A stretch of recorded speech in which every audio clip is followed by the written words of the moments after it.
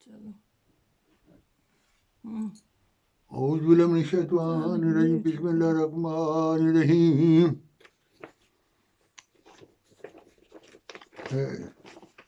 آپ کی خدمت میں عیسائیت کا جو دنیا کا سب سے بڑا مذہب ہے اس کے متعلق معلومات پیش کی جا رہی. عیسائیت دنیا کے ایک بڑے حصے پر پھیلی ہوئی ہے. حضرت مسیح ابن مریم کو قبول کرنے والے عیسائی کہلاتے ہیں. عہد نامہ قدیم پر بھی ایمان رکھتے ہیں اور عہد نامہ جدید پر بھی ایمان رکھتے ہیں. دونوں کے مجموعے کا نام بائبل ہے.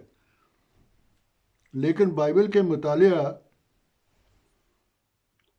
کرنے کے بعد یہ بات سامنے آتی ہے کہ عیسائیت کے عمومی عقائد یعنی خدائے واحد کی تعلیم کے خلاف دکھائی دیتے ہیں. البتہ پولس رسول کے بیانات جو عہد نامہ جدید میں درج ہیں مروجہ عیسائیت کے قریب تر ہیں.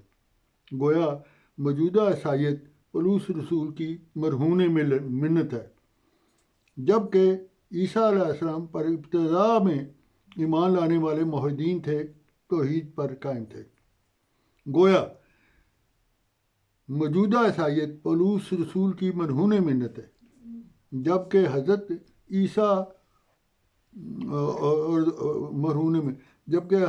علیہ السلام دیگر انبیاء کی تعلیم کے مطابق ان کی تعلیم تھی. لیکن بعد میں پولس کی خود ساختہ تعلیم کے پیروکار جو تھے انہوں نے توحید کے بنیادی عقیدہ کو چھوڑ کر تثلیث کو اپنا لیا اور باپ بیٹا اور روح القدس پر ایمان لے آئے. موجودہ عیسائیت تین خداؤں کی ناقابل فہم منطق دنیا میں پھیلانے میں مصروف ہے. توحید کے بالمقابل تثلیث، باپ بیٹا روح القدس. بائبل میں ایک خدا کو ماننے اور ایک خدا کی عبادت کی تعلیم دی گئی ہے. بائبل میں ایک خدا کو ماننے اور ایک خدا کی عبادت کی جو تعلیم دی گئی ہے وہ نئے اور پرانے عہد نامہ میں ایک خدا کی تعلیم پائی جاتی ہے. جیسے کہ فرمایا یہ سبھی تجھے دکھایا گیا تاکہ تو جانے کہ خدا ہے، اس کے سوا کوئی نہیں. استثناء باب 4 آیت 35. اس طرح عہد نامہ جدید میں بھی لکھا ہے. یسوع نے جواب دیا، اول تو یہ ہے کہ اے اسرائیل سن، خداوند خدا ایک ہی خدا ہے اور خداوند اپنے خدا سے ہم اپنے سارے دل و جان سے اور ساری طاقت سے محبت رکھ. مرکز باب 12 آیت 29-30.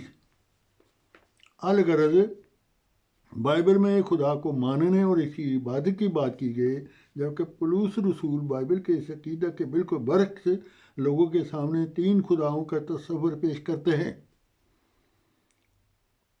حضرت مسیح علیہ السلام اپنے باپ کے متعلق یعنی جو سب کا خدا ہے بائبل کی تعلیم کی روح سے خدا ایک ہی ہے، کوئی اس کا بیٹا نہیں. حضرت مسیح ان معنوں میں بیٹا کہا گیا ہے. بائبل کی روح سے صراط المستقیم پر چلنے والے خدا کے تمام بیٹے ہیں. یعنی ہم حضرت مسیح کے متعلق یا خدا کے متعلق وہ عقیدہ رکھیں جو بائبل کا عقیدہ ہے. خدا ایک ہے اور اس کا کوئی بیٹا نہیں. بالکل یہ عقیدہ اسلام جو قرآن کریم میں بیان ہوا ہے. یسوع بہرحال خدا کے بیٹے نہیں. جہاں تک یسوع کے صلیب پر مرنے اور کفارے کی بات ہے، اس تعلق سے بائبل کے مطالعہ کرنے اور ایک ایسی بہت سی آیات ملتی ہیں جن کا مضمون اس طرح ہے کہ کوئی جان کسی دوسری جان کا بوجھ نہ اٹھائے گی. فرمایا سو وہ جان جو گناہ کرتی ہے سو وہی مرے گی.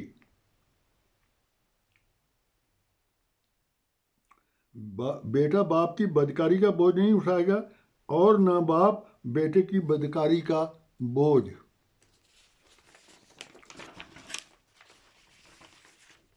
اٹھائے گا.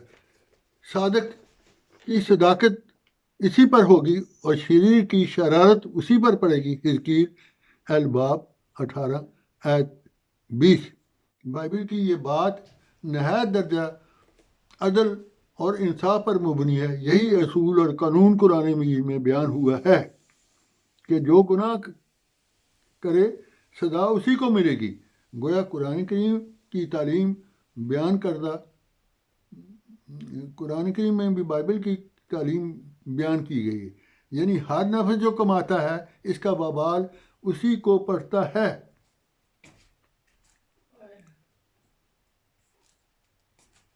اور کوئی بوجھ اٹھانے والی ہستی دوسری ہستی کا بوجھ اٹھا نہیں سکتی۔ سورۃ انعام آیت 165۔ بس یہ بات شرعی لحاظ سے بھی اور عقلی لحاظ سے بھی اور فطرت انسانی کے لحاظ سے بھی درست ہے اور انصاف پر مبنی ہے کہ کوئی شخص کسی کے گناہ کا بوجھ نہیں اٹھائے گا اور باپ کے بدلے میں بیٹے کو پھانسی نہیں دی جا سکتی۔ کفارے کے مسئلے پر مسیح کے ماننے والوں کی طرف سے یہ بات بھی کہی جاتی ہے کہ خدا نے بنی آدم پر رحم کھاتے ہوئے آدم کے گناہ کا ورثہ آگے چلا جاتا ہے۔ وہ ورثہ کے گناہ کو خدا نے اپنے بیٹے کی صلیبی قربانی سے دور کیا، لیکن آغاز میں یہ بات واضح کر دی گئی کہ جہاں تک کسی کی قربانی کسی دوسرے کے گناہ دور کرنے کے لیے معاون نہیں ہو سکتی، کیونکہ بائبل میں حزقیل نبی کی تردید موجود ہے۔ پھر مسیح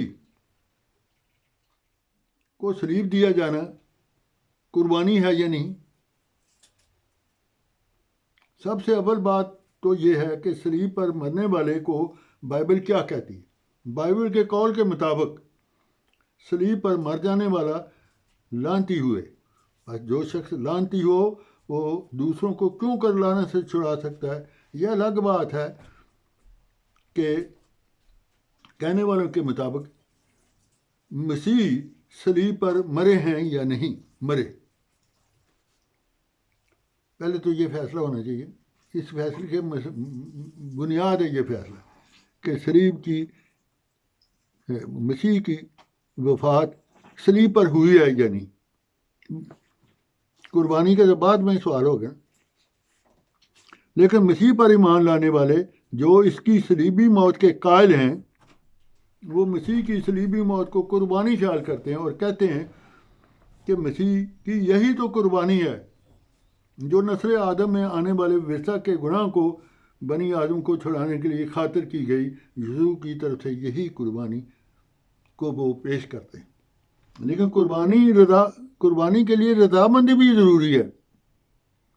اب دیکھنے والی بات یہ ہے کہ کیا یسوع نے صلیب پر قربان ہونے کے لیے خود کو پیش کیا؟ انجیل اس کی تائید کی بجائے تردید کرتی ہے۔ وہ صلیبی قربانی کے لیے تیار نہیں تھے۔ پھر کفارہ کی روح سے انجیل سے یہ بھی ثابت ہے جب صلیب سے وہ بچ گئے تو اس کے بعد وہ ہمیشہ اس کوشش میں رہے کہ کہیں دوبارہ یہودی دشمن ان کو گرفتار نہ کر لے، اور خود حکومت وقت اور یہود دشمن سے جان بچانے کے لیے وہ فلسطین سے ہجرت کرنے پر مجبور ہو گئے۔ پھر سوال یہ بھی ہے کہ مسیح کی آمد کے بعد ان کی قربانی نے کوئی تغیر پیدا کیا، کوئی تبدیلی پیدا ہو گئی کہ جس سے ہم سمجھ سکیں کہ انسانی فطرت گناہ سے بچ گئی۔ ظاہر ہے کہ مسیح کے بعد گناہ نے ترقی کی، ظلم نے ترقی کی، جھوٹ اور فریب نے اور دغا بازی نے ترقی کی، اور تو اور عیسائی ایک دوسرے کے ظلموں کے شاکی ہو رہے ہیں۔ بس سوال یہ ہے کہ مسیح کے کفارہ کے واقعہ کے نتیجے میں ورثہ کا گناہ معاف ہو گیا، تو مسیح کے بعد گناہ میں زیادتی کیوں ہوئی؟ اس سوال کا جواب بھی یہ ہے کہ یہودیوں نے مسیح کو صلیب پر موت دینے کی کوشش کی، جبکہ اللہ تعالیٰ نے مسیح علیہ السلام کو صلیبی موت سے بچا لیا، جیسے قرآن کریم فرماتا ہے کہ یہودی نہ تو مسیح علیہ السلام کو قتل کر سکے، قتل کرنے پر قادر ہو سکے، اور نہ انہیں صلیب پر مار سکے۔ البتہ اس واقعہ صلیب نے مشتبہ سا ہو گیا۔ یہ سورۃ نساء کی آیت 158۔ حضرت مسیح موعود علیہ السلام بانی سلسلہ کاثرت صلیب نے الہام کی روشنی میں یہ دعویٰ فرمایا کہ مسیح علیہ السلام کو صلیب پر یہودی مار نہیں سکے، البتہ مسیح کو فلسطین پر ہجرت کرنی پڑی، اور آپ بنی اسرائیل کے 10 قبائل کی میں تبلیغ کرتے ہوئے ہجرت کر گئے، اور بعد میں